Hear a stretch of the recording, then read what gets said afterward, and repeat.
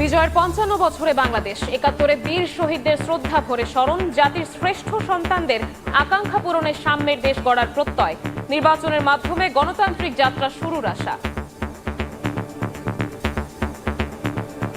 স্বাধীনতা যে প্রকৃত সুখ সেটা এখনো আমরা অর্জন করতে পারিনি। আমাদের পরিবার নিয়ে কিভাবে শান্তিতে পথ চলতে পারবো, আমাদের প্রত্যাশা এটাই। দেশে ওরকম একজন সরকার আসুক যাতে আমাদের দেশটা সুন্দরভাবে গড়ে তুলতে পারবে। নির্বাচনের মাধ্যমে গণতন্ত্রকে যেমন সুদৃঢ় করবে, তেমনি জনগণের কাছে সরকারকে জবাবদিহি করতে বাধ্য করবে।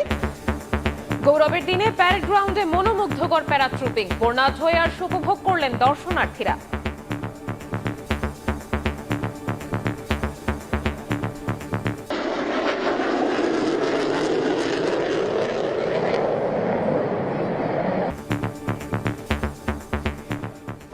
দেখছিলেন প্রধান শিরোনাম। দুপুরের সময় সঙ্গে আছি আমি শবনব নিবিড়। এবার অন্যান্য শীর্ষ সংবাদ।